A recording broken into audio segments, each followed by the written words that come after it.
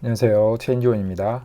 오늘은 농지연금의 물건 분석을 시작을 해보도록 하겠습니다. 그동안 저는 농지연금에 대해서 전체적으로 농지연금이 어떤 제도인지에 대해서 설명을 드렸고, 왜 우리가 농지연금 또는 농지투자 또는 토지투자를 해야 되는지 설명을 드렸습니다.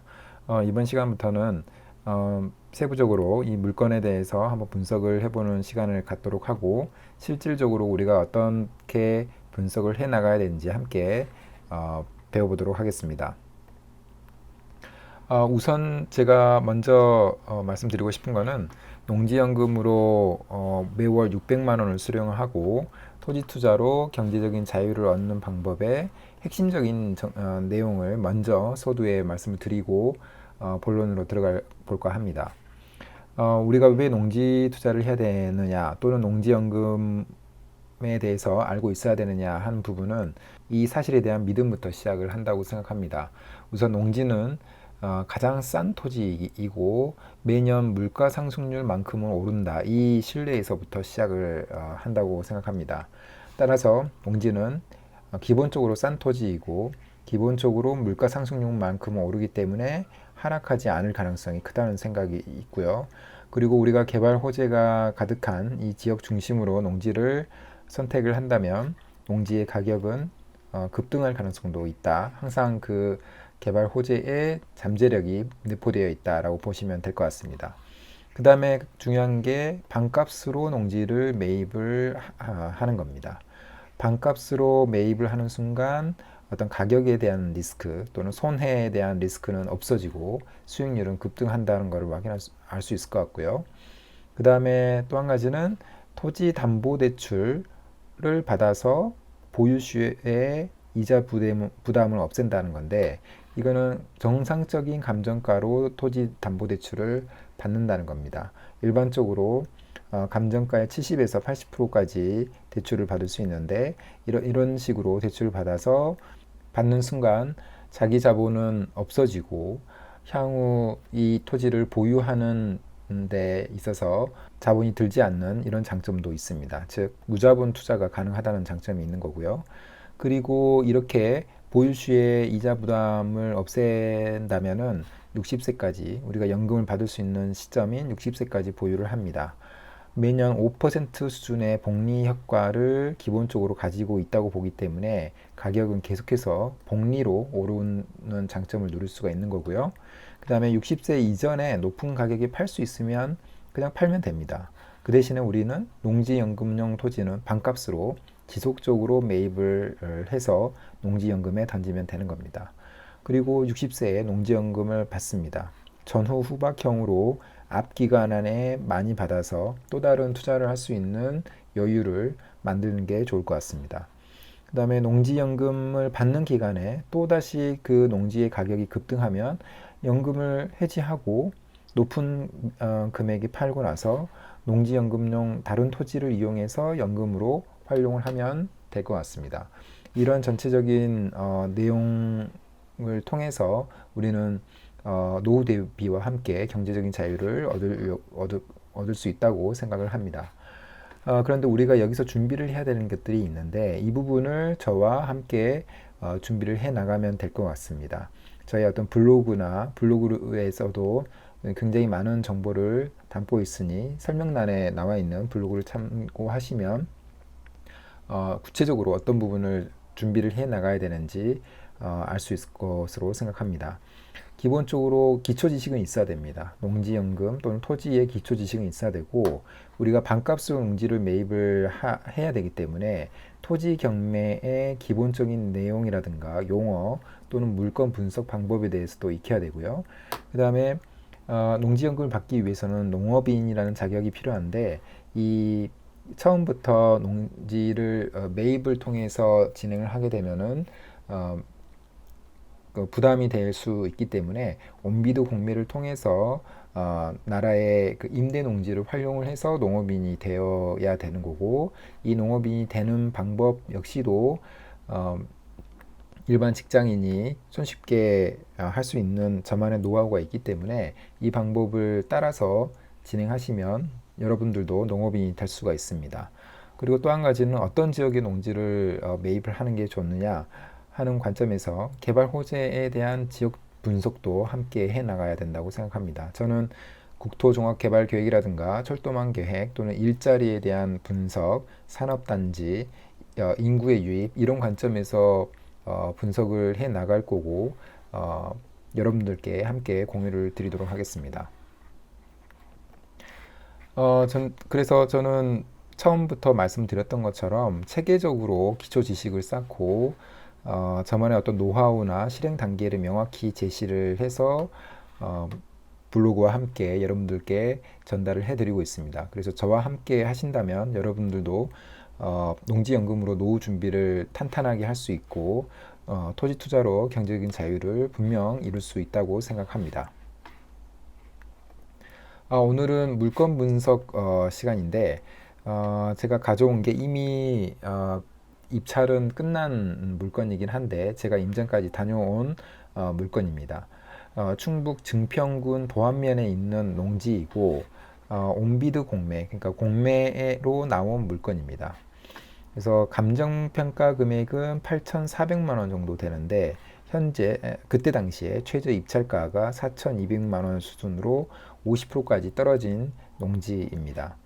그래서 이 농지의 최저 입찰가는 4,200인데 공시지가를 확인하기 위해서 디스코 앱을 통해서 공시지가를 확인을 해보니 제곱미터당 21,700원 정도, 즉 공시지가가 4,250만 원 정도로 공시지가보다도 낮은 가격까지 떨어진 농지임을 확인할 수 있었습니다. 그래서 이 반값 농지를 사는 순간 기본적으로 이득이 된다는 걸 확인할 수 있을 것 같고요.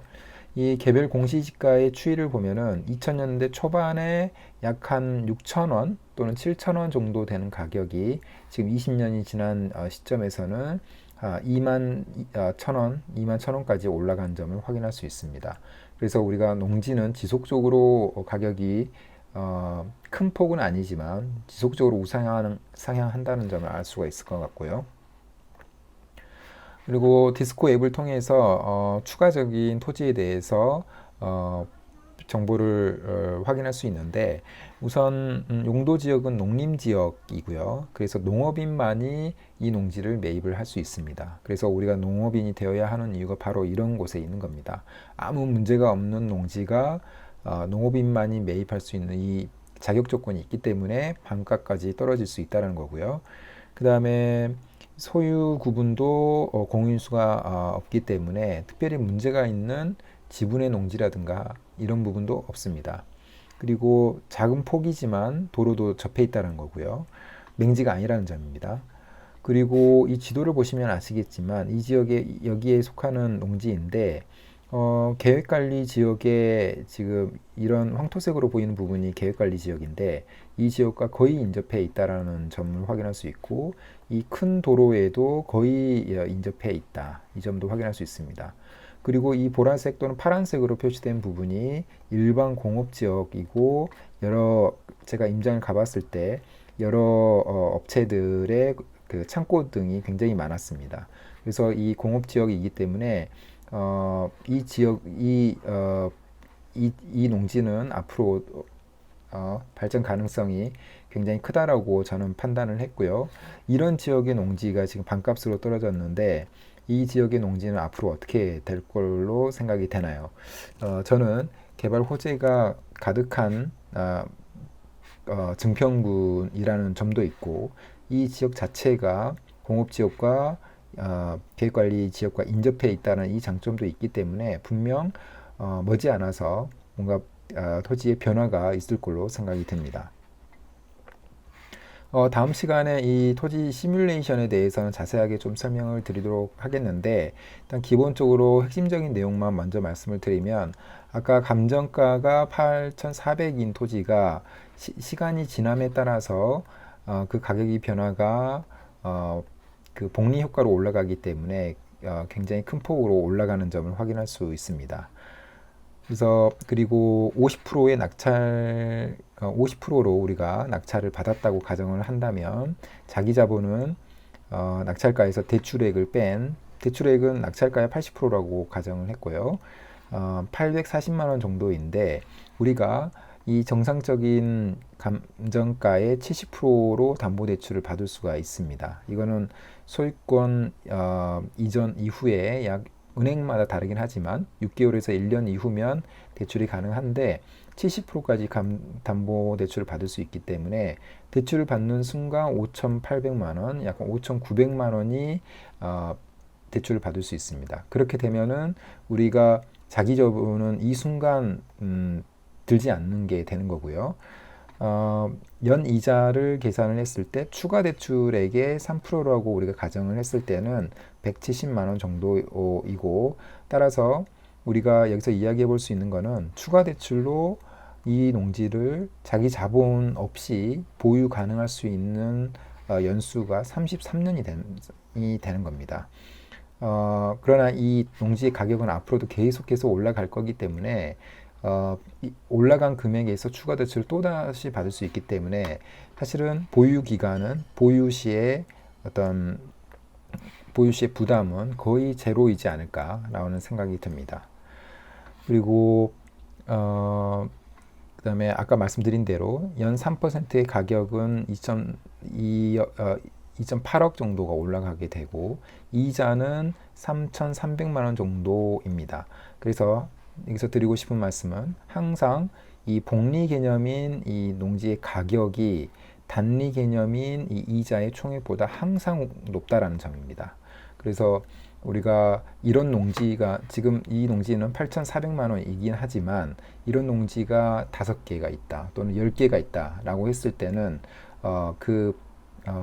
매년마다의 농지의 가격 변화가 내 임금, 연봉을 넘어서는 그런 시점이 될 수 있다고 생각합니다. 근데 이렇게 됐을 때 나의 경제적인 자유를 얻을 수 있다라고 생각이 듭니다. 이 세부적인 내용에 대해서는 다음 영상에서 매우 구체적으로 설명을 드리도록 하겠습니다. 오늘은 이것으로 마무리하겠습니다. 감사합니다.